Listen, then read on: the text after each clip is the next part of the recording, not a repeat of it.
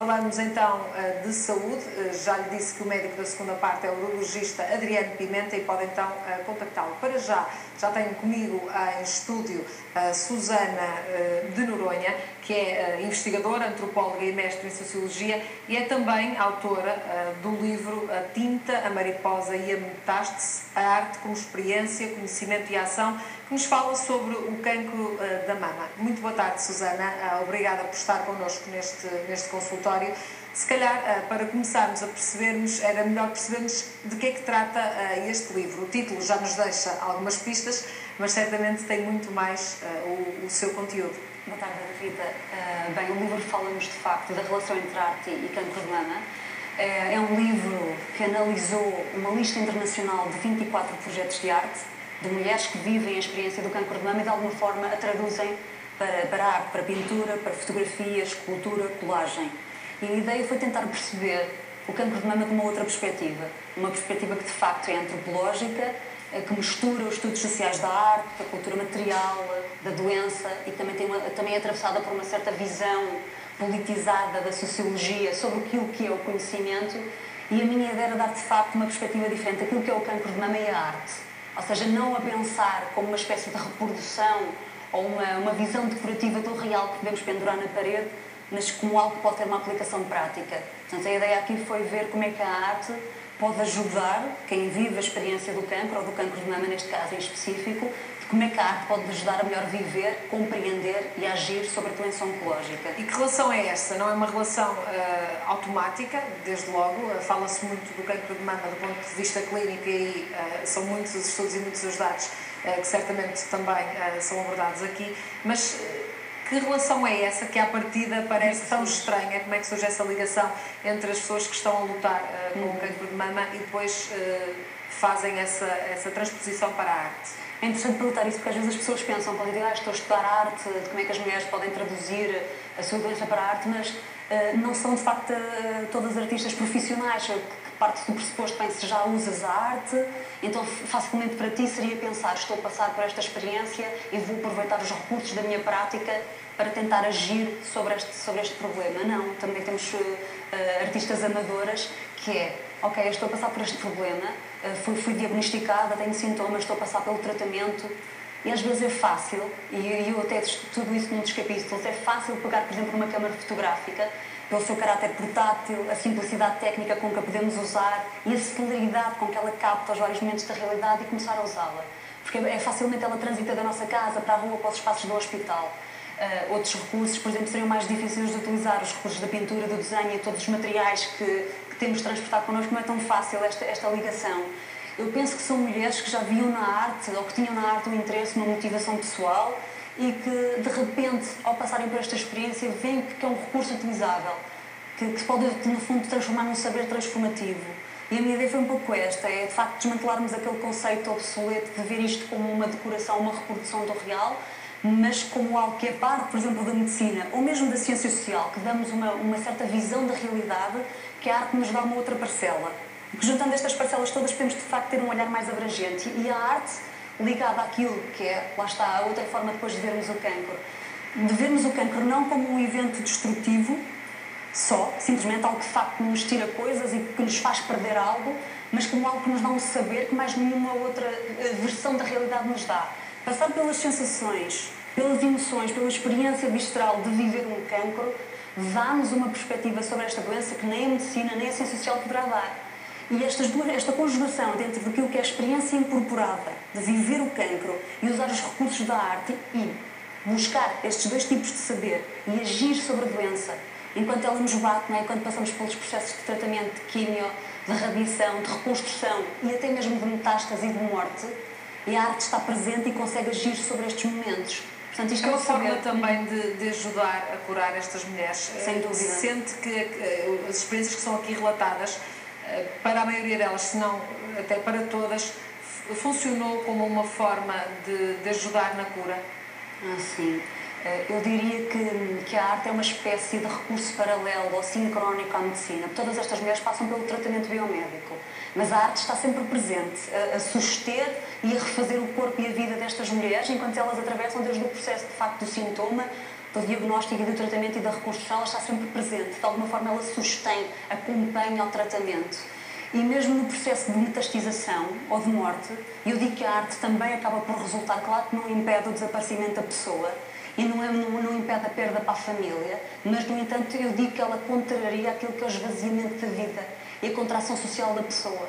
Porque a pessoa desaparece, mas os gestos, as presenças, as palavras, os traços pintados e fotografados destas mulheres continuam.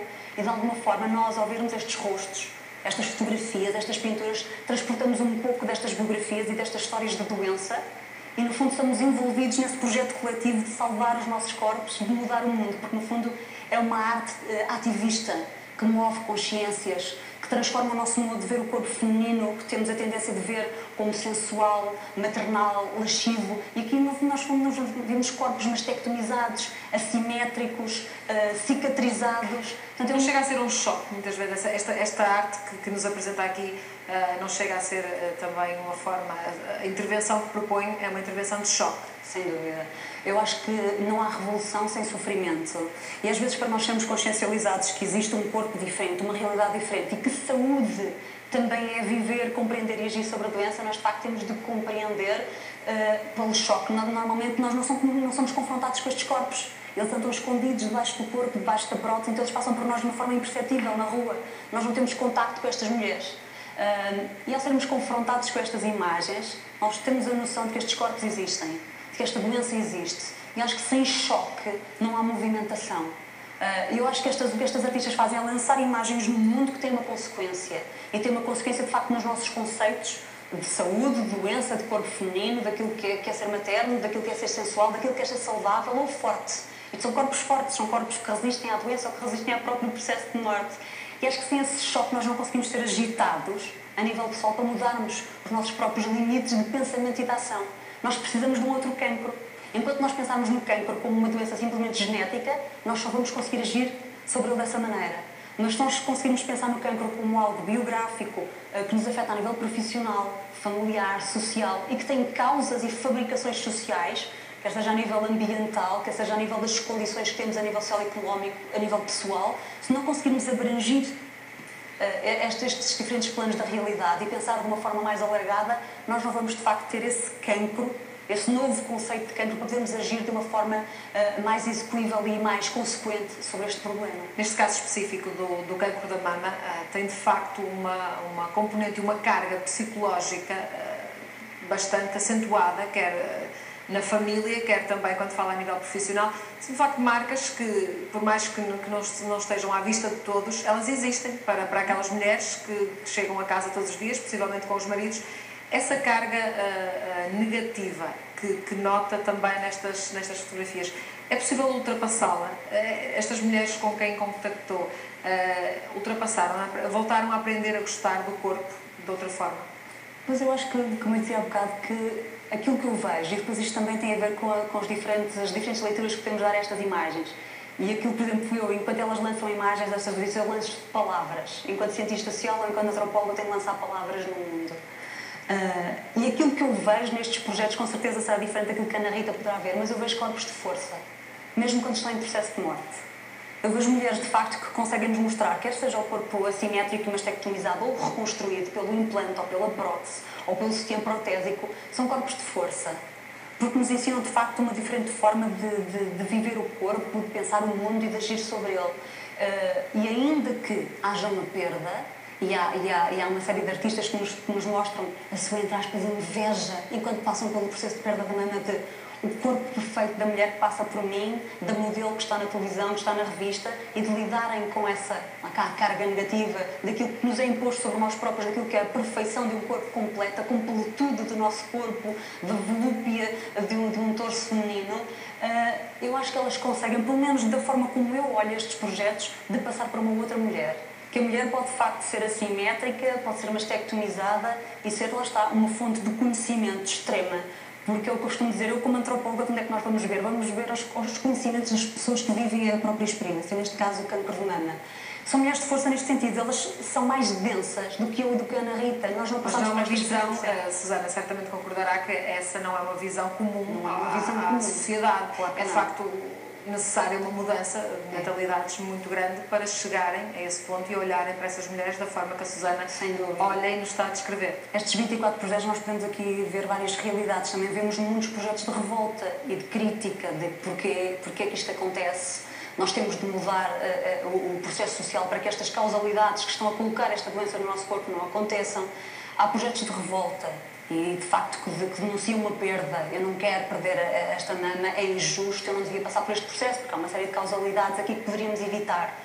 Mas o que eu acho que a grande perspectiva, ou a nova perspectiva que estes projetos trazem é essa nova visão, a nova visão sobre o cancro de mama e sobre a própria arte. O que nós podemos fazer com estes dois recursos? No fundo, transformar a experiência do cancro em algo produtivo. Que para mim foi um processo que funcionou um pouco assim. Não foi por uma experiência de cancro de mama, mas foi por um carcinoma dos tecidos moles, uma experiência familiar. E a minha ideia, quando começou todo este projeto, foi transformar essa experiência que a mim me retirou muito e que fez perder um braço esquerdo à minha mãe por uma amputação. Como é que nós podemos transformar isto em algo produtivo? Eu acho que estes projetos o que nos dão é isto, é que existe uma carga positiva em toda a experiência. Por muito que se possa perder, e perde-se imenso. Perde-se saúde, atravessam-se processos de tratamento muito agressivos, mas que também nos salvam, mas existe de facto ali um strand, um fio de condução positiva que podemos extrair saberes e formas de ação nova sobre a doença oncológica. É isso que também espera ensinar com este livro?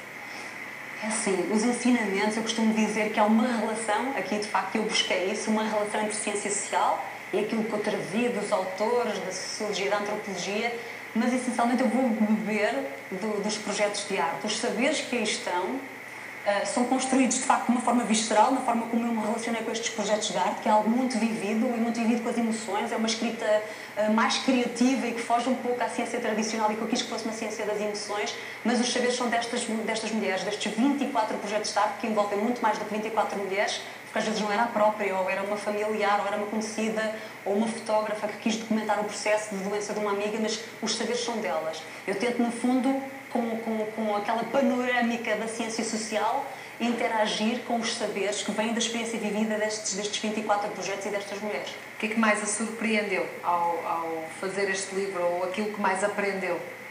O que mais aprendi? A brevidade de toda a nossa vida e de como devemos revalorizar os pequenos momentos, porque, como eu disse, tudo começou por uma experiência familiar de cancro. Eu fiz algumas amigas neste processo, tudo por e-mails e contacto à distância, porque é uma lista internacional. Eu não consegui encontrar um projeto em português que me remetesse para a arte e para uma experiência vivida de cancro de mama no contexto nacional. Não encontrei nenhum projeto na internet. Fiz algumas amigas e também as perdi.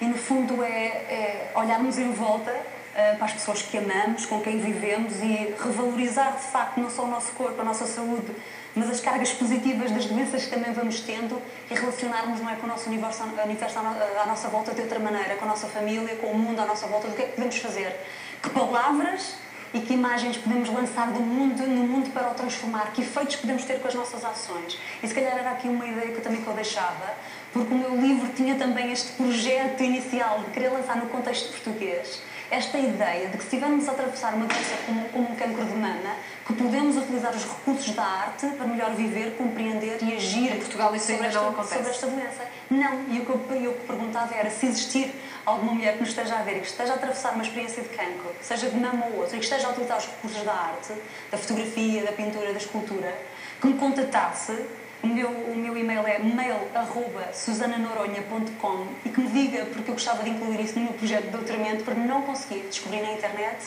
pessoas que tenham usado os recursos da arte e que nos mostrem como a arte não é aquela decoração que penduramos na parede, mas que faz parte da doença. É parte da forma como ela é vivida, compreendida, da forma como agimos sobre ela, da mesma forma que a medicina o faz, da mesma forma que a ciência social o pode fazer. Portanto, se puder... É esse o seu desejo e o seu projeto de futuro? Era neste momento Neste momento estou a fazer um projeto de doutoramento que engloba não só experiências de cancro de mama, mas todo o tipo de experiência em doença oncológica vivida por mulheres e que produzam arte ou que utilizem recursos criativos da arte para melhor traduzir a sua experiência, para partilhar connosco, no fundo para tirar de baixo da pele e nós podemos senti-la nas nossas partes corporais, que também é uma parte cognitiva.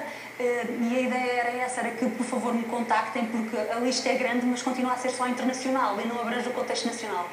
Portanto, se houver alguém a ouvir, Fica então essa deixa e esse convite. Obrigada, Susana. Obrigada eu pelo vosso convite. Por estar connosco neste consultório. Já ficou então apresentado este livro. Para já, vamos